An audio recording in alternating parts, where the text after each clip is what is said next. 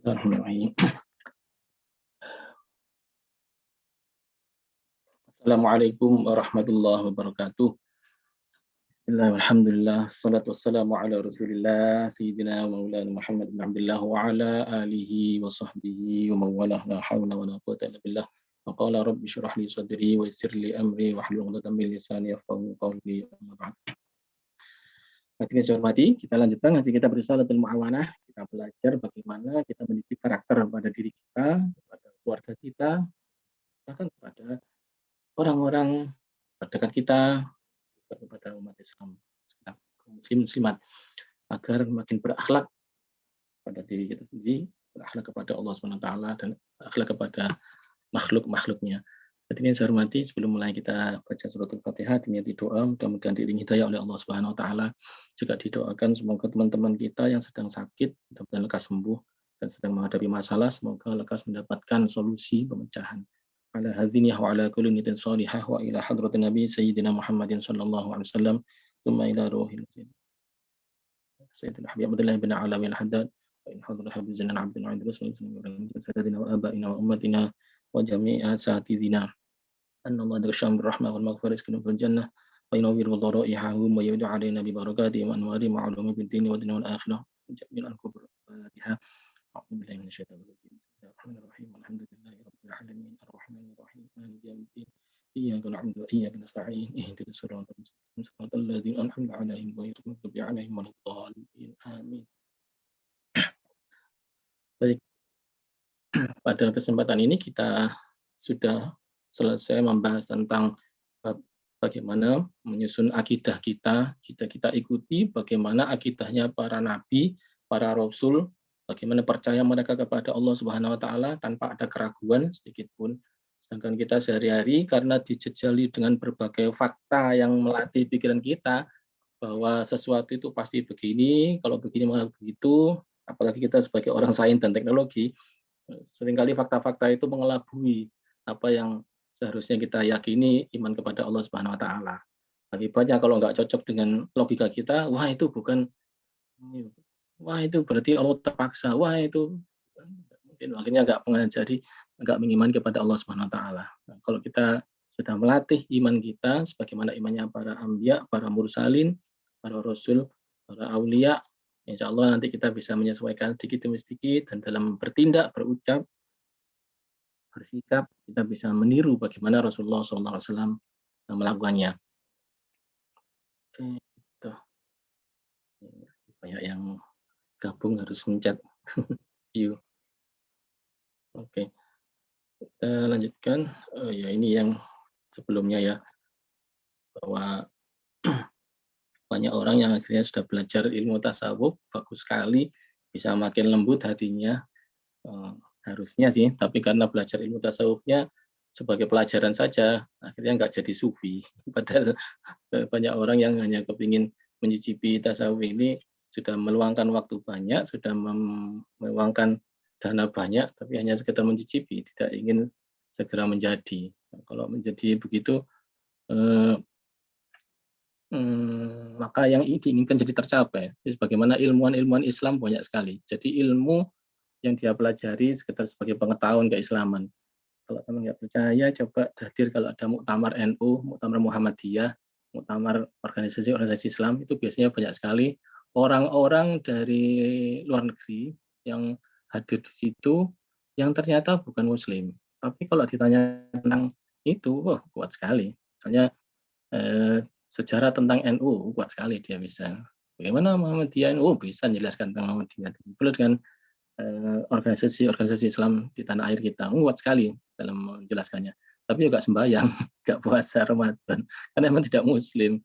Jadi ilmuwan agama begitu aja ya. Jadi ilmuwan tentang keimanan, tapi tidak beriman. Begitu. Hari ini kita belajar tentang akhlakul karimah, ilmu tasawuf yang bersihkan hati kita. Jangan sampai hanya sekedar sebagai knowledge belaka, tapi tidak menjadi tindakan kita, apalagi sikap kita. Harus sekaligus ya menjadi tindakan kita, menjadi dasar dari sikap kita, dan menjadi dasar dari kita penunjukan kita. Baik, hadirin saya hormati, kita sampai ke tahap yang berikutnya, yaitu tahap mahabbatullah atau dicintai oleh Allah. Hadirin kalau dicintai Allah Ta'ala itu kita berarti dicintai oleh yang menciptakan kita. Dicintai dengan mencintai itu beda. Banyak orang mencintai, tapi belum tentu dia dicintai. Ya kalau yang jomblo sedang mengejar pasangannya, dia ingin sekali dicintai. Kalau mencintainya sudah beres, dia mencintai. Kalau ingin dicintai itu harus ada. Nah, kalau di bahasanya kita berisalatul mawani, dunia ini harus ada kelebihannya ya. Nah, punya kelebihan atau memberi kelebihan. Punya kelebihan itu mestinya dari wajah ganteng, misalnya. Dari duit kaya, misalnya dari status tinggi statusnya, itu berarti punya kelebihan. Biasanya mudah dicintai. Atau memberi, dia suka sekali menolong, itu mudah dicintai. Suka memberikan sodakonya, itu dicintai. Suka memberikan ilmunya, wah dicintai. Itu berarti memberi. Jadi kalau bagi yang tidak punya kelebihan, banyak-banyak aja memberikan sesuatu, menolong, memudahkan untuk dicintai. Ini tipsnya ya, bagi yang jomblo. Mudah-mudahan segera mendapatkan jodoh. Kalau saat ini sedang mencari, kalau lagi kuliah jangan dulu lah, selesaikan kuliahnya. Hadirin saya hormati, kita membahas tentang cinta Allah ini. Bismillahirrahmanirrahim. Wa 'alaika bi ada'il faraidi wal jitnabil muharramati wal iktsari minan nawafil. Jadi Allah mengatakan bahwa tiga ini nggak bisa enggak. Ini kunci keberhasilan kita itu adalah menunaikan kefarduan, menjauhi keharaman, dan memperbanyak nawafil.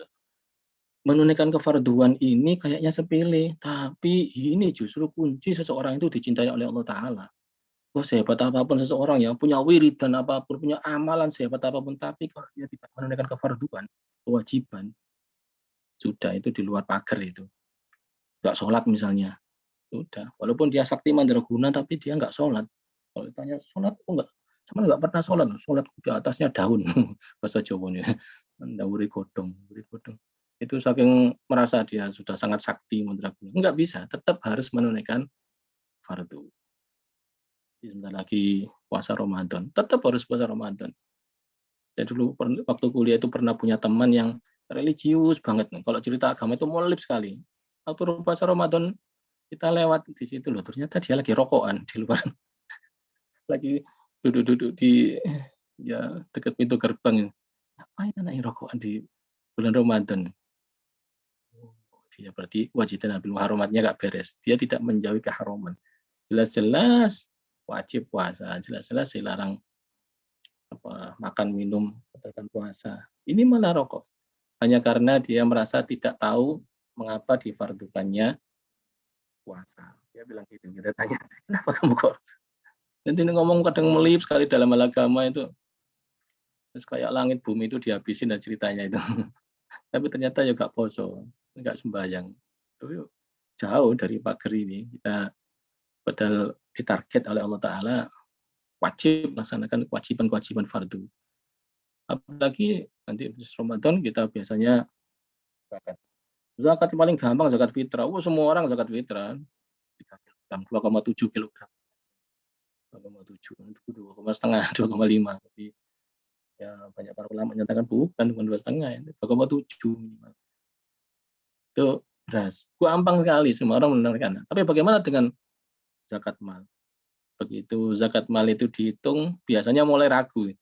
Temen tadi, kok agak zakatku?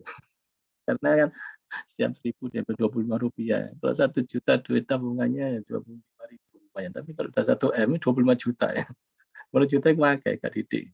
Apalagi kalau itu menyangkut pekerjaan. Nyari yang mudah sekali. Hari ini banyak orang yang mempertanyakan ke fikih tentang zakat ini. Yang dipertanyakan apa? Betapa petani itu dikenai pajak yang tinggi sekali. Zakatnya itu berapa? 10% ya. 5% atau 10%. Kalau 5% itu yang nggak mengandalkan apapun, apa namanya, biaya sendiri, kayak air biaya sendiri, pupuk biaya sendiri. Yang 10% itu dengan tak ada hujan dan yang tidak butuh biaya. Tapi ternyata petani itu tinggi sekali, 5%. Sekarang ya 10%. Tapi kenapa pedagang 2,5%? Orang-orang yang lagi santai di kantornya, kerjanya di kantoran, kenapa 2,5%? Sedangkan petani yang panas-panas di tengah sawah, kemudian juga menjualnya juga sulit karena masih ada tengkulak-tengkulak yang merugikan petani. Menanamnya juga sulit karena untuk mendapatkan bibit pupuk itu kadang harus sampai urusan dengan polisi, ya kan? Ada kuotanya area tertentu itu. Kalau dia ngambil kuotanya area lain tuh melanggar itu. Kasihan. Jadi aturannya petani luar biasa kasihan. Tapi dia ternyata pajaknya ya kan, zakatnya tinggi sekali, 10%. Ya itu mulai ditanyakan banyak orang pihak. Ya mungkin ceritanya belum tahu. Tuh, zaman dulu tuh memang kalau petani itu setelah menanam dia akan santai di rumahnya kipas-kipas, santai. Tahu-tahu panen atau kalaupun maintenance sawahnya di tengah sawah itu enggak terlalu banyak yang dikerjakan. Sedangkan pedagang itu kan kafilah ya naik kuda, naik onta, sekedup, macam-macam itu melewati padang pasir berminggu-minggu, bahkan mungkin berbulan-bulan baru pulang sampai di rumah. Di tengah jalan ada risiko, ada perompaknya, perampoknya, ada pembegalnya, sehingga nggak ada jaminan sampai di rumah. Nah, itu resikonya sangat tinggi zaman dulu pedagang itu. Sehingga zakatnya tinggi, maaf, zakatnya pedagang itu rendah, 2,5. Zakatnya petani yang termasuk santai tadi ya lebih tinggi 5%, 10%. Tapi hari ini nggak begitu. Agar itu bagi para pedagang, contohnya sekarang ini adalah para pegawai yang ternyata tidak ada pada zaman dulu, dicari di ahli fikih manapun ternyata nggak ketemu. Akhirnya dikiaskannya dengan yang enteng lagi, yaitu yang punya simpanan. Padahal beda ya, pekerjaan sama duit simpanan beda. Profesi-profesi menghasilkan duit yang banyak itu harusnya mendapatkan angka zakat yang juga tinggi. Ya monggo ini diukur sendiri kalau tahapnya zakat para para profesional itu sampai saat ini banyak disebutkan 2,5%. Tapi bagi Anda yang memang kepingin mengambil ibrah dari cerita Bapak petani dan pedagang zaman tersebut kayak begitu, mestinya tidak 2,5% lebih dari itu. Tunaikanlah fardu, minimal kefarduan yang wajib. Apa itu? Ya, sholat, zakat, puasa, haji. Nah, kewajiban yang lain bagaimana dengan sesama manusia? Kalau ada hutang piutang, wajib ditunaikan itu. Hal yang berhubungan dengan perasaan, wajib itu menjaga perasaan, jangan sampai menyakiti perasaan orang. Itu termasuk haram. Posting-posting di Facebook, posting di WhatsApp, posting di Twitter, mudah sekali untuk bikin posting yang bikin jengkel orang. Hari-hari ini begitu. Nah ini tentu saja termasuk yang haram dan itu dijauhi, harus dijauhi. Kalau misalnya seseorang itu merasa bermanfaat dan ternyata yang diposting itu adalah yang haram tadi. Apalagi hoax. Hari ini hoax itu banyak sekali. Setiap dapat berita apa langsung share. Ya mas, nggak dipastikan dulu, nggak disaring dulu kebenarannya. Apalagi hari-hari ini lagi kumat lagi nih terorisme. Ada beberapa orang yang bunuh diri, kemudian dianya mati, tapi berharap orang yang baginya sesat itu mati juga. Aneh itu. Di Islam tidak dikenal seperti itu, bunuh diri. Bunuh diri sudah dilarang keras di Al-Quran. Wala ila tahlukah. Jangan sampai kamu malah melukai diri sendiri. Aneh itu. Mirip-mirip kelakuannya ya nggak jauh-jauh dari iblis.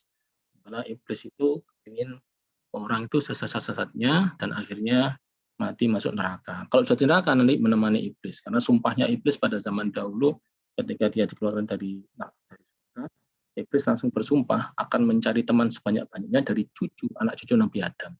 Dan sekarang orang yang dianggap sebagai sesat itu dibunuh dan setelah dibunuh berarti dia mati dalam su'ul khotimah, setidaknya matinya musyrik, dan kalau begitu mati dalam keadaan tidak iman kepada Allah dan akhirnya pasti berada di neraka. Jadi punya teman banyak di neraka. Beda dengan Rasulullah. Kalau Rasulullah itu kepingin umat manusia ini sesadar-sadarnya, seiman-imannya, sehingga matinya nanti mati membawa iman dan akhirnya bisa masuk surga. Umpama ada maksiatnya, tapi tetap imannya harus diutamakan. Maksiatnya dimintakan ampunan kepada Allah, diajak untuk tobat. Ujung-ujungnya adalah meninggalnya dalam keadaan bersih, husnul khotimah, masuk surga. Nah, bagaimana mungkin Rasulullah punya misi memasukkan surga semua umat manusia, iblis punya misi memasukkan neraka semua umat manusia. Ini kok ada orang mengaku menjalankan perintah Rasulullah membawa manusia ke neraka. Ini jauh misinya dari Rasulullah ini. Mungkin misinya iblis yang dibawa, bisa jadi. Nah, kita jangan sampai ada sedikit pun rasa simpati kepada orang begitu. Kalau sebelum begitu, mari kita simpati, kita tolong orangnya, jangan sampai masuk paham yang sesat. Kita ingatkan sekuat tenaga, mudah-mudahan dia sadar. Kita doakan, mudah-mudahan melakukan teror lagi, apalagi sampai membunuh orang yang tidak sealiran dengannya, apalagi tidak seagama dengannya. Memang tidak ada paksaan dalam beragama itu. Mereka harus punya akal pikiran sendiri untuk bisa merenungi bahwa agama ini benar, masuk. Jadi nggak bisa seseorang itu harus dipaksa-paksa, ayo pindah. Tetap sesuai dengan akidahnya, dengan keyakinannya. Dia disuruh untuk berpikir. Dan Rasulullah memang akan begitu. Sejak zaman Rasulullah diutus sampai beliau wafat, nggak pernah maksa-maksa orang untuk masuk Islam. Akan tapi ketika beliau membacakan ayat suci Al-Quran, orang bisa sadar. Mengapa? Memang yang disampaikan oleh Rasulullah betul-betul masuk akal, sehingga bisa dipahami, orangnya sadar. Begitu. Bukan orangnya dipaksa, Islam saya potong lehermu, nggak pernah begitu. Sahabat pun tidak pernah melakukan hal seperti itu. Bapak selalu mengajak orang secara logis. Sekali lagi, logis. Bayinat itu jelas. Basyira wa nadhira. Beliau menyampaikan berita-berita yang disampaikan oleh malaikat Jibril kepada beliau. Gitu. Oke, jadi ada 3 level ini. Level pertama, tunaikan fardu, jauhi semua yang haram, wajidna bil muharramat, wal iktsaru minan nawafil. Iktsari minan nawafil ini memperbanyak frekuensi dan kuantiti nawafil, kesunahan. Karena nawafil ini bersifat tambahan, kesunahan ini opsional. Berarti kalau misalnya yang fardu sudah ditunaikan, yang haram sudah dijauhi, baru saya masih belum cocok dengan orang-orang yang memperbanyak kesunahan tapi dengan meninggalkan kefarduan. Nah, mohon maaf ini orang yang sering bekerja dan memang orangnya itu religius, kadang-kadang itu mengutamakan religiusitasnya itu menambah-nambah kesunahan, tapi meninggalkan pekerjaannya. Sehingga mestinya dia itu hadir di kantornya itu jam sekian, dia nggak jam sekian. Kenapa? Masih sholat duha. Istirahat, balik ke kantor lagi jam sekian. Kenapa nggak balik jam sekian? Masih sholat duhur. Padahal sholat duhurnya sebentar. Sholat itu paling lama 10 menit ya. Ada nggak orang yang sholatnya sampai 15 menit? Jarang sekali. Yang lama itu kan leyeh-leyehnya itu. Terus makan siang itu sambil ngobrol. Ngobrolnya itu yang lama. Terus ada tambahan dari klesetan. Itu yang bikin lama. Kefarduan itu menandakan kewajiban. Apalagi kalau kewajibannya melayani umat manusia, melayani kebutuhan hajat seseorang. Banyak hajat yang harus ditunaikan. Saya kapan hari ngurus sesuatu ke satu kantor, orang-orangnya lagi rujaan. Yang kerja cuma beberapa orang. Lainnya itu lagi santai di pojokan, nggak membantu, padahal yang ngantri banyak. Walah, berarti kewajiban kefarduan itu bisa kalah ya. Oke, kembali lagi, kalau kita menjadi orang yang memang sedang menunaikan tugas kefarduan, lebih baik kalau Anda mau takarub pada Allah, laksanakan kefarduan itu sekuat tenaga. Nawafil-nawafilnya kesunahan nanti saja. Bahkan kalau panjenengan menjadi seorang pejabat, saya anjurkan menunaikan jabatannya, menunaikan amanat-amanat tugasnya, itu jauh lebih utama. Ya mungkin sebelum jadi pejabat Anda rajin berziarah kemana itu kan, sunahan itu bagus, ziarah wali songo bagus. Tapi kalau sudah jadi pejabat, nggak usah banyak-banyak. Malah yang penting itu menunaikan amanat kewajiban. Saya kira masih banyak orang yang dicari di kantornya nggak ketemu. Kenapa? Lagi umroh. Nah, itu saya selalu sarankan nggak perlu, sudah. Umroh itu yang sunnah-sunnah itu sudah nggak terlalu perlu. Kalau memang ada libur benar, nggak apa-apa silakan. Tapi kalau pas lagi menunaikan amanat, sehingga pas dicari orang nggak ketemu, itu justru malah merusak. Karena kita menunaikan amanat itu hakikatnya adalah merasakan kefarduan dari Allah Subhanahu wa taala. Apalagi kalau amanat itu berhubungan dengan hajat orang. Menunaikan hajat orang itu berarti menyenangkan si pencipta orang itu. Sang pencipta orang itu adalah Allah Subhanahu wa taala. Nyenengno wong itu nyenengno Allah. Kalau kita membereskan hajat seseorang sehingga orangnya jadi gembira, itu yang gembira duluan adalah Allah Subhanahu wa taala. Menyakiti seseorang sehingga orang kesulitan di dunia, itu menyakitkan. Menyakitkan. Membuat tidak senang penciptanya manusia itu. Ini patut kita renungi sehingga kita gampang dikit-dikit itu menolong orang, menggembirakan orang. Oh ya, jangan lupa istri sampean itu juga orang. anak sampean juga orang. Jadi menggembirakan istri atau menggembirakan suami, menggembirakan anak itu juga termasuk menggembirakan Allah Subhanahu wa taala. Jadi kalau menyakiti mereka, menyakiti perasaannya, walaupun sekedar guyon tapi bikin sakit perasaan anak, itu termasuk menyakiti sang pencipta anak itu, Allah Subhanahu wa taala. Karena itu tunaikan betul kefarduan yang sudah kita bahas selama berkali-kali pertemuan ini dan sampai ke depan ini, tunaikan kewajiban-kewajiban. Semua yang haram yang dilarang oleh Allah Subhanahu wa taala, mari kita hindari sekuat tenaga. Semua yang nawafil, kesunahan yang kira-kira akan bisa menambah level kita, Allah Subhanahu wa taala, martabat kita tunaikan aman-aman dengan tidak melanggar kefarduan dan apalagi sampai melanggar keharaman. Nah, kita lanjutkan. Fa innaka in fa'alta dzalika mukhlishan liwajhillahil karim hasalta ala ghayatil qurbi minallah. Luar biasa. In fa'alta dzalika, kalau kau melakukan itu mukhlishan liwajhillah, dengan syarat ikhlas karena Allah Karim, kau akan mencapai ala ghayatil qurbi. Ghayatul qurbi itu puncak kedekatan, takarrub kepada Allah, minallah. Bagi orang yang kepingin takarrub kepada Allah, pengen jalani ngelakoni, oh silakan, itu nawafil, itu enggak apa-apa. Tapi lihat dulu fardunya tunai belum? Nah, ya sudah. Bagi yang punya warisan terus warisnya dipegang, terus ahli warisnya enggak dikasih, ahli waris harus dipegang. Itu tunaikan fardu. Tunaikan dulu, tunaikan fardumu itu. Oh, banyak wiridan tapi enggak punya intens untuk menjalankan kefarduan. Kefarduannya ditunaikan. Gitu. Demikian pula yang melakukan kesenangan-kesenangan yang lain. Ya, jadi teringat itu soalnya. Soalnya banyak orang berantem gara-gara warisan. Banyak orang musuhan, bahkan turunan-turunannya itu enggak sampai 7 turunan kali ya. Mungkin 3 4 turunan itu masih musuhan gara-gara dulu mbahnya itu warisannya ada yang ngambil dari misanan minduannya itu dia. Ya, demikian ini memutus silaturahmi, padahal itu adalah kewajiban menyambung silaturahmi. Itu adalah kewajiban dari Allah Subhanahu wa taala. Memutus silaturahmi itu termasuk menentang perintah Allah. Begitu pula kewajiban-kewajiban yang lain. Ini saya sampaikan karena ghayatul qurbi itu adalah puncak takarrub kedekatan dengan Allah Subhanahu wa taala. Itu dicapai tiga. Wa khala'ata 'alaika khil'atal mahabbah allati tasiru indaha jami' harakatika wa sakanatika lillah wa billah. Takarrub yang sangat dekat dengan Allah taala ini status sangat dekat, orang dekatnya Allah. Wa khala'ata 'alaika itu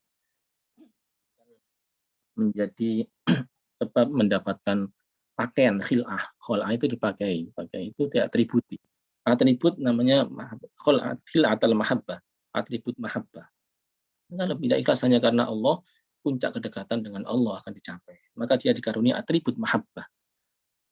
Memang kenapa? Allati tasiru indaha, maka dia akan mencapai jati harakatika, seluruh harokatmu, gerak-gerakmu, wasakanatika dan diam-diammu, lillahi itu hanya untuk Allah, wabillahi dan dengan Allah.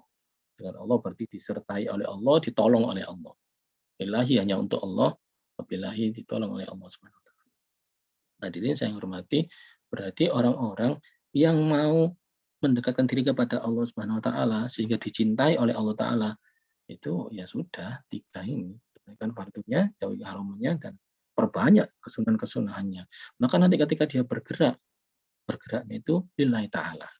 Ini lillahi ta'ala ini penting ya. Sebab banyak orang kesulitan dengan lillahi ta'ala ini. Dia ada yang dicapai, ada yang diinginkan. Mohon maaf ini, orang tua itu kadang mengasuh anaknya itu memang lillahi ta'ala, tapi kadang-kadang kegoda ini.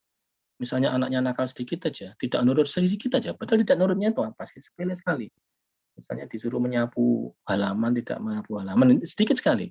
Atau suruh ngambil air minum, sedikit sekali. Tapi yang keluar itu kadang-kadang omongannya itu sangat tidak baik. Mungkin dia sendiri akan celaka. Kenapa? Karena sering mengundat-undat. Mengundat-undat itu menyebut-nyebut kembali. Bil manni wal adha. Manni wal adha itu udah menyebut kembali apa kebaikannya, menyakiti perasaan lagi. Kamu itu sudah saya asuh selama bertahun-tahun, saya biayai. Waktu bayi saya yang ngandung 9 bulan, saya nyusui 2 tahun. Ini keluar semua amalan-amalan diundat-undat. Oh, apa enggak ikhlas lillahi ta'ala, Bu. Ikhlas ya, Bu. Kalau ikhlas itu sudah nggak usah ditengok-tengok lagi sudah, itu lillahi ta'ala. Ini pula suami kepada istrinya atau istri kepada suaminya. Kamu itu yang biayai saya selama ini, saya memberi nafkah, keluar semua itu. Nah, padahal itu adalah fardu, kefarduan yang harus ditunaikan, kewajiban. Nah, kewajiban itu tunaikannya lillahi ta'ala, demi kamu itu sudah saya ajari, kamu sudah saya bimbing, keluar semua itu amalan-amalannya. Kasihan gitu, sayang sekali. Itu yang disebut dalam Al-Quran sebagai wala tubtilu. Jangan kau batalkan, kau hapus pahala amalan-amalanmu itu dengan mengundang-undang, mengungkit-ungkit, dan apalagi menyakiti perasaan. Nah, itu menunjukkan liwajhilahnya itu jadi bolong. Seharusnya full liwajhilah itu demi wajah Allah. Itu maksudnya ya ikhlas lillahi ta'ala. Monggo, sekarang kita biasakan bahwa kalau Anda sebagai dosen mengajar kepada mahasiswa, kita ajari mahasiswa itu. Untuk apa? Lillahi ta'ala. Menjalankan, menunaikan perintah Allah. Nanti mahasiswanya baik ke saya, biarin. Nggak baik ke saya, ya biarin. Itu bukan urusan saya, itu urusan Allah. Soal mahasiswa, murid misalnya, kalau kita ustadz, kita guru, kita ngaji, kita kiai, kita bunyai, kita dosen, itu terus muridnya itu ke gurunya baik, itu urusannya murid itu dengan Allah SWT. Orang yang baik dengan gurunya itu akan apa istilahnya, barokah ilmunya, manfaat ilmunya. Orang yang paling manfaat ilmunya itu yang saya tahu itu Sayyidina Ali karamallahu wajhah. Dan itu sampai Rasulullah bersabda, ana madinatul ilmi wa ali babuha. Saya ini kotanya ilmu dan Ali ini adalah pintunya. Kenapa kok sampai begitu? Karena Sayyidina Ali punya prinsip begini. Ini bagi yang ingin mengikuti Sayyidina Ali, ini prinsipnya Sayyidina Ali luar biasa ini. Ana abduman alamani ilman walau harfan. Saya ini budaknya orang yang memberi saya ilmu meskipun satu huruf. Ini menunjukkan bahwa Sayyidina Ali sangat hormat kepada guru. Ini hari-hari ini makin berkurang ini rasa hormat kepada guru ini, karena makin banyak gurunya itu sudah bergeser tidak lagi menjadi guru, tapi menjadi fasilitator belaka, dan fasilitator atau motivator atau fasilitator ini berkurang lagi ini, karena beberapa yang difasilitatorkan atau dimotivatorkan ini ternyata nggak dikuasai betul. Akhirnya banyak guru-guru yang dilecehkan oleh muridnya. Gurunya sendiri akhirnya padahal agak malas-malas juga mengajarnya. Jadinya nggak dihormati betul. Kembali lagi ke Sayyidina Ali. Sayyidina Ali mengatakan bahwa saya hambanya, budaknya orang yang mengajari saya ilmu. Ini karena itu ilmunya barokah. Jadi bagi bapak-bapak, ibu-ibu yang kok belajar kocik angele, biar itu ibu ini gak nancep-nancep, terus anaknya juga bukan ahli ilmu, angel tuturane, angel sekolah, nah itu pelajari lagi. Kayaknya penghormatan kita kepada guru kita maupun guru anak kita ini bermasalah. Jadi kalau nggak bermasalah, apalagi hormatnya tawaduknya luar biasa kepada guru, insya Allah ilmunya barokah. Dan pasangannya biasanya dengan orang tua. Orang yang taat kepada orang tua, yang birrul walidain, berbakti kepada kedua orang tua, biasanya hidupnya enak. Ya, walaupun mungkin gak pinter-pinter amat, tapi hidupnya enak. Kan ada itu orang pinter ngitung duit tapi gak duit-duit kan ada ya. Pinter ngitung duit, pinter tapi cuma gak duit-duit. Hidupnya gak enak. Mungkin sama orang tuanya belum beres hubungannya. Pinternya pinter karena dia kuliahnya dan seterusnya, tapi sama orang tuanya tidak berbakti. Oh, hidupnya gak enak. Makan ya hidupnya yang enak itu meskipun dia kelakuannya jelek. Di kampung saya dulu itu ada seseorang yang ya preman lah ya, preman. Tapi kalau sama orang tuanya itu sangat bakti, sangat hormat. Gitu ya angel sekali itu. Boleh polisi itu gak ketemu. Berpolisi ya luput. Nggak tahu ya. Saya nggak nyontohkan tentang kejahatannya dia ya. Saya nyontohkan tentang bagaimana taatnya dia kepada orang tua. Kayak gitu tuh modalnya taat orang tua itu. Barokahnya. Jadi hidupnya nyaman depannya. Oke, kembali lagi ke sini tadi. Bahwa meskipun seseorang itu mungkin kesunahannya untuk diperbanyak dalam kefarduan, misalnya taat kepada orang tua, itu fardu. Itu nggak bisa dilanggar. Ada yang sama orang tuanya itu main bentak-bentak, nggak boleh itu. Itu haram, yang haram segera dijauhi. Nah, kalau fardu dan haram ini sudah diperhatikan betul, ditambahkan sedikit aja, nggak usah banyak-banyak pun. Itu masuk ke dalam urbi minallah, dekat dengan Allah. Apalagi diperbanyak nawafilnya, itu malah dekat dengan Allah Subhanahu wa taala. Baik, saya ingatkan harokatika sunnata lillah wabillah, maka dia akan dianggap geraknya itu lillah, itu Allah, liwajillah, wabillah, dan ditolong oleh Allah. Silakan saudara sekarang ini menyelesaikan kuliah dengan baik, kemudian setelah itu bekerja. Bekerja, tunaikan pekerjaan itu lillahi ta'ala. Beberapa orang mungkin sampai harus nyogok untuk dapat pekerjaan. Nggak perlu, kita lakukan aja dengan cara-cara yang baik, tidak usah dengan cara yang jahat. Begitu pula beberapa orang yang kerjaannya agak menyerempet-nyerempet ke haroman, sampai bilang bahwa hari-hari gini Pak, mencari yang halal aja sulit, apalagi mencari haram ya. Balik ya, mencari yang haram aja sulit, apalagi mencari yang halal. Sampai kayak gitu ngomongnya. Saking gampangnya melakukan keharuman. Saya nggak tahu kenapa. Enteng sekali keharuman itu, padahal dia itu pintar sekali dan bisa mencari celah sebanyak mungkin. Artinya setiap problem itu kan membutuhkan solusi. Nah, solusi membutuhkan kreativitas. Kreativitas itu bagi orang yang sudah kreatif itu kan gampang. Tapi rupanya dia lebih memilih yang gampangnya saja, yang tidak usah kreatif. Gampang nggak usah kreatif. Akhirnya dia harus melanggar aturan. Kasihan. Saya kadang merasa risih, ada orang yang datang ke saya, ya waktu saya pegang di sebagai, dulu saya pernah jadi ketua jurusan ya, jurusan saya datangin orang, orangnya itu minta sesuatu yang jelas-jelas haram, enggak boleh, tapi dia nekat aja. Dia pintar sebetulnya. Saya juga pernah jadi wakil dekan atau wakil dekan. Ya, dalam hal akademik dan dalam penelitian kan nggak terlalu aneh, tapi ada aja. Apalagi sebagai dekan, sering didatangin saya, ada orang minta ini, minta itu, yang jelas-jelas itu haram. Nah, tentu saja dia membawa sesuatu, membawa hadiah, bawa, ya gampangnya kata lain ya sogokan. Untunglah pegawai negeri itu selalu disumpah tidak akan menerima suatu pemberian hadiah apapun, baik langsung maupun tak langsung berhubungan dengan kerjaan saya. Ya, baik langsung maupun tak langsung. Kayaknya ada hubungannya ini, tapi tak langsung. Itu tolak, harus tolak. Monggo sebagai pegawai kita semua juga amanat. Kalau ada yang memberi hadiah kita, ada hubungannya dengan pekerjaan kita, monggo kita lakukan ini. Jauhi haram ya, menjauhi haram. Itu sudah disumpahkan. Saya heran juga, ternyata ada teman yang cerita, waktu ada sumpah pegawai itu ya, sumpah baik pegawai sebagai dosen maupun sebagai pegawai negeri itu ada yang nggak mau mengucap, diem aja, demi Allah, saya bersumpah. Itu pas terusannya itu diem ya, nggak ngomong. Dia cerita sendiri. Kenapa? Ngeri ya, masuk disuruh tidak boleh menerima hadiah baik langsung maupun tak langsung. Loh, kan ini ya itu haram. Dia apa sih? Loh, berarti dari awal sudah berencana untuk melakukan keharuman loh. Itu malah jahat lagi itu. Dan lebih jahat lagi bahwa dengan tidak mau disumpah berarti dia tidak sah menjadi pegawai. Kalau tidak sah menjadi pegawai, mestinya tidak sah juga menerima gaji. Nah, gaji yang diterima itu ya jelas haram, dia itu bukan.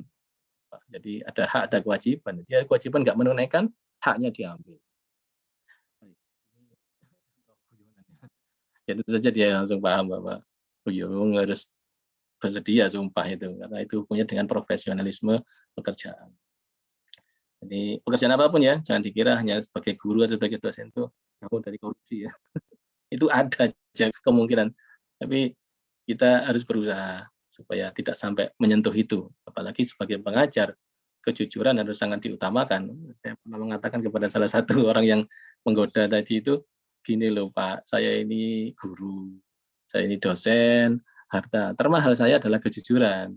Kalau Bapak beli kejujuran saya ini, terus saya punya apa lagi? Saya dengan bahasa yang merendah kepada beliau. Ya, alhamdulillah beliau sadar, pergi, tidak lagi mengganggu lagi. Jadi banyak orang yang kepingin mengganggu kita agar kita goyah, tidak menunaikan kefarduan. Atau goyah akhirnya menyentuh keharaman.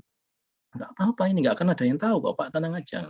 Itu banyak gitu. Karena itu mohon maaf ini bagi yang sudah jadi pegawai ya, sudah pegawai, entah pegawai itu negeri atau swasta. Godaan seperti itu akan banyak muncul. Dan kalau sudah muncul terus kita tersentuh, nah untuk mendalik, akhirnya duitnya haram. Bersihkannya itu loh bagaimana kalau sudah haram itu. Masuk duitnya dibuang di jalan. Nanti masuk terus dipakai untuk makan anak istri. Daging kita, dagingnya anak, dagingnya istri tumbuh dari duit yang haram. Bahaya itu. Akan dilahap oleh api neraka. Karena kalau yang haram itu akan penyelesaiannya adalah neraka. Harus diinsafi lebih dini, diistighfari. Baik, saya lanjutkan. Jami' harokatika sekali billah. Dan kalau billah itu ditolong oleh Allah. Nah, kalau kita sudah merasa ditolong oleh Allah, maka pemilihan apapun itu hakikatnya dipilihkan oleh Allah. Mohon maaf, ini hari ini SNMPTN sudah pengumuman. Ada yang diterima pilihan 1. Wah, itu pilihan Allah untuk Anda. Ada yang terima pilihan 2. Ya, itu pilihan Allah untuk terima. Itu bagus, sudah dipilihkan Tuhan untuk kita. Maka yang kita sudah terima itu, sudah dipilihkan itu, kita syukuri betul, kita tunaikan dengan benar, pilihannya dengan benar. Itu insya Allah akan jadi barokah. Karena ditolong oleh Allah SWT. Bagaimana kalau ini ada kesulitan? Kesulitan itu memang diberikan oleh Allah Ta'ala. Banyak sekali kesulitan di dunia ini. Tapi itu saking sayangnya Allah. Saya pernah ceritakan kesulitan itu barokahnya banyak. Yang pertama, orang-orang yang diberi kesulitan itu akan tambah pintar, tambah pintar, tambah pintar. Sebab setiap kesulitan akan menjadikan kita berpikir, mencari solusi-solusi yang kreatif untuk bisa memecahkannya. Dokter-dokter yang pintar itu kan dokter yang sering didatangi orang-orang yang kesulitan mendapatkan anugerah penyakit ya. Lagi sakit, sakitnya itu berat, sulit diobatinya. Dokter-dokter yang spesialis hebat-hebat itu kan saking seringnya ketemu orang yang aneh-aneh gitu. Ya, yang hebat-hebat ya seringkali datangin penduduk yang membawa masalah-masalah pribadinya masing-masing. Apalagi masalah agama. Tanya, ya Bitcoin itu halal haram. Pak Yai istrinya belajar Bitcoin itu apa? Oh, cryptocurrency itu apa? Belajar. Jadi kayak sekarang ini pada ngerti cryptocurrency sekarang gara-gara ada umat yang tanya tentang halal haramnya. Jadi pinter-pinter. Jadi makin banyak masalah itu makin bikin orang jadi pinter. Makin banyak masalah itu juga berarti kesempatan dari Allah untuk dekat dengan Allah, untuk ingat kepada Allah. Orang yang banyak masalah biasanya tetap ingat kepada Allah, mudah ingat kepada Allah. Orang sakit misalnya ya, itu bapak-bapak yang sudah manula itu biasanya kalau nggak encok, apalagi ya asam uratnya, rematiknya itu sakit. Allah, ya Allah sakit Allah. Jadi akrab beliau dengan Allah SWT. Masuk jam 2, jam 3 pagi itu bangun terus nyebut nama Allah kan luar biasa itu. Coba masih muda, gitu enggak? Enggak gitu. Tapi kalau sudah sakit-sakitan, Allah, ya Allah sakitnya, ya Allah. Jadi sangat akrab dengan Allah. Memang sakit itu kadang-kadang, problem itu juga kadang-kadang itu sebagai alat untuk mengakrabkan seseorang dengan Allah Subhanahu Wa Taala. Itu masalah kayak gitu. Dan punya masalah itu juga menjadikan orang jadi gampang bersyukur karena begitu masalah itu terlewati, maka dia nyatakan kayak seneng aja. Saya lagi semu ini. Kipas anginnya mati. Mesinnya mati. Lagi sumuk. Nah, ketika sumuk begini, terus saya mendapat kipas angin. Dapatkan nasi, adem. Gitu. Merasakan kenikmatannya. Jadi kita bisa merasakan lezatnya nikmat dari Allah itu kalau telah atau setelah mendapatkan tadi ada masalah sumuk tadi. Maka setiap masalah juga men-trigger kita supaya gampang merasakan kelezatan yang diberikan Allah. Jadi banyak sekali masalah itu. Tapi ketahuilah bahwa itu billah itu karena Allah menetapkan itu untuk kebaikan kita. Oke ya, jadi melakukan sesuatu awali dengan bismillah. Ini untuk Allah. Mau makan bismillah. Mau tidur bismillah. Mau minum bismillah. Mau apa saja kita awali dengan bismillah. Nah, mau bekerja ya bismillah juga karena itu sekali lagi ini untuk Allah. Artinya yang hormati wa yakhilatul wilayah itu adalah atribut-atribut kewalian. Wal khilatul khilafah bahkan itu adalah atribut-atribut kekhalifahan. Kekhalifahan ini artinya diberikan otoritas oleh Allah Subhanahu wa taala. Bayangkan, orang-orang yang punya kompetensi yang baik itu biasanya diberikan otoritas yang lebih luas daripada yang tidak punya kompetensi. Kalau begitu ada kompetensi, ada status seseorang yang lebih, maka dia diberikan otoritas untuk bisa menguasai area itu, wilayah itu, domain itu, di khilatul khilaf, kekhalifahan. Memang manusia diciptakan di muka bumi jadi khalifah fil ard. Inni ja'ilun fil ardi khalifah. Itu Allah SWT menyampaikan kepada para malaikat pengumuman bahwa saya mau menciptakan Nabi Adam, menciptakan seorang manusia. Inni ja'ilun fil ardi, aku ciptakan di bumi ya, bukan di surga ya. Jadi kalau ada yang mau pertanyakan kenapa kok Nabi Adam kok nggak di surga aja di bumi, kok di bumi? Nah, ini karena dari awal desainnya memang di bumi, surganya transit. Ya nanti penyebabnya dicarikan lah.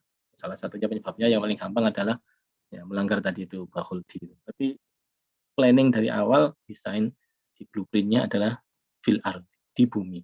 Khalifah menjadi manajer, menjadi pengelola bumi. Khalifah nggak mesti terus pemerintah, presiden nggak ya. Jadi banyak orang yang salah kaprah asal kata khalifah berarti adalah presiden. Artinya pengganti khalifah.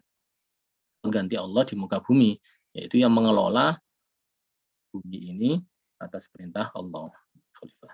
Inni ja'inu fil ardi khalifah. Nanti para malaikat tanya, qalu hadza ja'alu fiha ma yufsidu fiha wa yasfiku dima. Enggak keliru ya Allah. Nanti mereka bikin kerusakan. Nanti mereka mengalirkan darah, tumpah darah, berantem. Karena dulu ada makhluk yang namanya Alien Banulian itu waktu diciptakan di muka bumi itu ternyata ngerusak bumi, arogan dan ternyata mereka saling berantem satu sama lain, saling makan. Dinosaurus, ada yang mengatakan itu enggak tahu apa itu. Yang penting ada makhluk yang tidak pernah diciptakan, namanya Alien Banulian itu ternyata melakukan seperti itu. Karena itu malaikat jadi menyampaikan aspirasi. Qalu ataj'alu fiha may yufsidu fiha wa yasfiku dima. Enggak apa-apa ya Allah, nanti itu bikin kerusakan. Itu dikatakan oleh Allah SWT, ini a'lamu ma la ta'lamun. Aku ya lebih tahu daripada kalian malaikat. Itu diciptakan Nabi Adam. Dan memang Nabi Adam membawa misi besar, diantaranya juga membawa Rasulullah Nabi Muhammad SAW ke muka bumi. Jadi rahmatan lil alamin, bagi kita semua mendapatkan rahmatnya. Saya lanjutkan. Khilafatul wilayah dan khilatul khilafah. Laqad asyara ilahi Rasulullah SAW. Ini disyaratkan oleh sabda Rasulullah biqaulihi fima yarwihi min rabbih ta'ala, dengan hadis yang hadisnya itu diriwayatkan dari Allah Subhanahu wa taala. Namanya hadis qudsi ya. Hadis qudsi itu hadis yang diriwayatkan dari Allah Subhanahu wa taala, tapi teksnya Rasulullah. Jadi kalau Al-Qur'an itu diriwayatkan dari Allah Taala, teksnya juga langsung dari Allah Subhanahu wa taala. Seperti itu persis malaikat Jibril yang membawakan. Baik, atribut kekhilafan. Mari kita lihat bagaimana atribut itu, kita lihat hadisnya. Bismillahirrahmanirrahim. Qal ma taqarraba ilayya 'abdi bi syai'in ahabbu ilayya mimma aftaratu alaihi wa la yazalu 'abdi yataqarrabu ilayya bin nawafil. Kalau ada kata-kata qala Rasulullah itu kita harus membayangkan bahwa Rasulullah yang menyampaikan. Jadi kita seperti harus hati-hati dan perhatikan betul. Oh ini saya kepingin sekali ketemu Rasulullah. Oh ini kalimatnya Rasulullah sendiri. Nah itu. Maka saudara juga membacanya dengan tenaga dengan hati-hati. Imam Bukhari juga begitu, meriwayatkan satu hadis sholat sunat dulu 2 rakaat. Ma taqarraba ilayya 'abdi bi syai'in ahabbu ilayya mimma aftaratu 'alaihi. Ya, tidaklah seorang hambaku mendekatkan dirinya kepadaku dengan sesuatu amal yang lebih aku sukai. Ahabbu ilayya, yang lebih aku sukai daripada apa? Memang iftaratu 'alaihi, yaitu melaksanakan, menunaikan kefarduan yang aku wajibkan kepadanya. Wala yazalu 'abdi yataqarrabu ilayya bin nawafili. Dan tak henti-hentinya seseorang itu berusaha mendekatkan dirinya kepadaku ilayya bin nawafili, dengan kesunahan-kesunahan, amal-amalan sunat. Itu ternyata hatta uhibbahu, hingga aku mencintainya. Jadi bagi yang cari tips bagaimana agar dicintai Allah, maka ini sudah jelas bunyinya adalah iftaratu alaihi, kefarduan yang diwajibkan kepada kita, dan bin nawafili, kita berarti kesunahan. Ya itu sudah. Itu akan menjadi penyebab fa idza ahbabtuhu kuntu sam'ahu. Kalau aku sudah cinta kepada seseorang, maka aku akan jadi pendengarannya. Jadi ini tamsil-tamsil seperti ini ya, ini jangan terus Allah Ta'ala tiba-tiba mencolok di telinga. Enggak begitu. Enggak usah bayangkannya terlalu naif. Fa idza ahbabtu kuntu sam'ahu. Maka akan menjadi pendengarannya, alladzi yasma'u bihi, yang ia mendengar dengannya, wa basarahu, dan aku menjadi penglihatannya, alladzi yubsiru bihi, yang dia melihat dengannya, wa yadahu, dan menjadi tangannya, allati yabtishu biha, yang dia memegang dengannya, wa rijlahu, dan menjadi kakinya, allati yamshi biha, yang dia berjalan dengannya, wa insani, sampai di situ dulu bahwa yang dilakukan dia itu hakikatnya memang diperjalankan oleh Allah. Kita mesti menyadari ini. Jadi kalau misalnya kita berhasil meraih sesuatu itu memang diperjalankan Allah, dan meraih sesuatunya itu sangat baik untuk kita itu. Dan kalau kita meraih sesuatu luput, maka luputnya itu adalah luput yang memang rahmat dari Allah. Itu memang diluputkan oleh Allah. Dan kalau sudah melakukan sesuatu, kita bismillah, matur kepada Allah lebih dahulu, bismillah. Itu nanti dibantu oleh Allah. Yang paling jelas ya saat perang Badar itu. Sahabat menetapkan pedangnya itu, walaupun masih agak jauh, itu kena. Kenapa? Allah Ta'ala yang mengenakan. Ketika para sahabat melemparkan, entah melempar panah atau melemparkan benda untuk menyerang kufar waktu di perang Badar, itu Allah Ta'ala yang melemparkan. Wa ma romaita innallaha roma. Wa ma romaita id romaita walakinnallaha roma. Ketika kamu melemparkan itu, kamu nggak melemparkan. Yang melemparkan itu aku, innallaha roma. Walakinnallaha roma. Sungguh Allah itu yang melemparkan. Ya, tentu kita pernah mendengar ya, lemparannya itu akhirnya kena walaupun meskipun sepertinya nggak kena. Karena itu kita nggak usah ragu. Kalau kita betul-betul iftaratunya dijalankan, nawafil dijalankan, kita kuliah kok kesulitan, Allah Ta'ala nanti yang membereskan kesulitan itu. Kok kayaknya nggak paham ya? Sulit ini ya. Nanti Allah Ta'ala yang memahamkan. Yang sulit itu menjadikan jalan keluar. Optimis saja. Ini janji Allah di dalam hadis qudsi ini. Wah, saya kepingin sekali ini. Nanti keluar negeri ini kuliah yang benar di negara yang maju, terus bisa bergaul secara internasional, bisa memajukan bangsa dan negara kita. Tapi kok kemampuan saya cuma segini, bahasa Inggris saya jelek, apa mungkin ya? Ini wama romaita itu romaita, jangan khawatir. Walakin Allah rahmah. Nanti Allah yang membikinkan beres itu. Nanti jadi langkah kita dijelahu ini nggak seberapa, tapi Allah Ta'ala yang melangkahkan. Oh beres itu, tercapai, insya Allah tercapai. Itu saya cuma kemampuannya segini, apa mungkin ya saya bisa meraih setinggi itu? Raih aja setinggi itu. Nanti Allah Ta'ala yang ngatur itu. Bahkan ketika mungkin ada anak nakal ya, orang tuanya kepingin nasihati, oh iso dinasihati ya, nah ini senakal kayak gini. Nasihati aja, tapi bismillah dulu ya, matur kepada Allah. Bismillahirrahmanirrahim. Mohon izin ya Allah, saya nasihati. Pokoknya pas waktu ngasih tahu terus ditinggal misalnya, nggak usah khawatir, nanti diteruskan sendiri oleh Allah Subhanahu Wa Taala. Yang penting kita sudah proposal ngajukan kepada Allah Subhanahu Wa Taala, sudah kita ajukan proposalnya, nanti Allah Taala yang teruskan, nggak usah bingung-bingung. Karena itulah para wali di tanah air kita ketika mengajak ya, bangsa kita dulu itu sepertinya dengan sangat mudah. Sepertinya ya, kita nggak tahu kejadiannya, tapi dari sejarah kita dengar Wali Songo membuat apa ya, main-mainan seperti wayang kulit. Ada Pandowo bawa jimat namanya Kalimosodo. Kalimosodo kan kalimat syahadat, itu jimatnya para Pandawa. Jadi mangan kalau bawa Kalimosodo itu. Dan ternyata mereka juga mensyaratkan untuk melalui pintu, namanya pintunya Gapuro. Kalau lewat ini Gofuro, diampuni oleh Allah Subhanahu Wa Taala. Mereka yang lewat situ diajak secara baik-baik oleh para aulia kita. Ya kayaknya simpel sekali. Kita kan kalau melakukan itu belum tentu bisa juga. Belum tentu bisa. Ya mungkin sekarang aja sudah sangat canggih caranya, coba masih mengislamkan yang sudah Islam supaya lebih menjalankan syariat Islam lebih baik lagi aja. Lebih kepada ajaran Rasulullah supaya omongannya lebih baik, jangan bikin rusuh, itu aja sulit kok. Grup-grup punya religius kan di sini kadang-kadang fitnah, itu PKI, itu kafir, padahal orang Islam semua yang dituduh itu. Ngajak omongannya lebih lembut aja nggak bisa, lebih manis aja nggak bisa, sulit sekali ngajaknya. Ya para aulia itu bisa mengubah yang preman-preman kasar yang nggak kenal Islam itu tiba-tiba jadi seorang yang religius itu bisa. Ya sekali lagi kita matur kepada Allah SWT. Bismillahirrahmanirrahim. Nanti rijlainya, kakinya itu kakinya Allah yang berjalankan. Telinga Allah yang berjalankan. Lisan, apapun termasuk mata, kita melihat sesuatu, ya Allah Ta'ala yang melihatkan.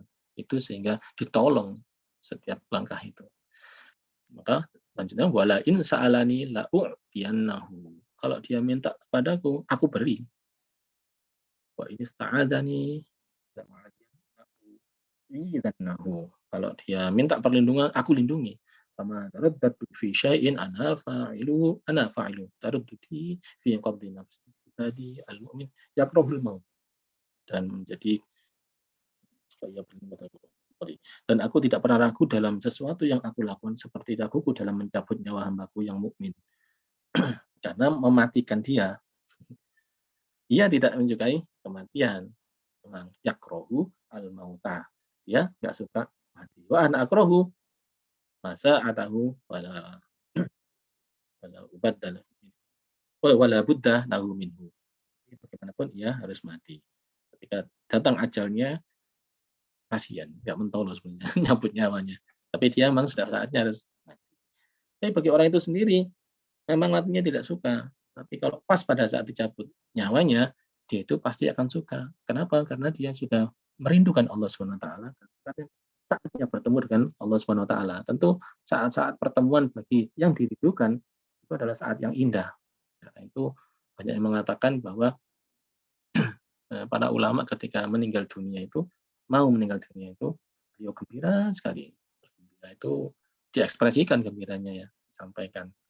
Ada yang malah sampai ada musiknya segala itu. Dan ada yang ketika murid-muridnya pada nangis, keluarganya dikasih tahu, lu main kok nangis? Saya ini mau masuk ke masa yang indah kok, malah kamu tangisi. Seharusnya malah kamu ikut gembira seperti saya gembira. Gitu.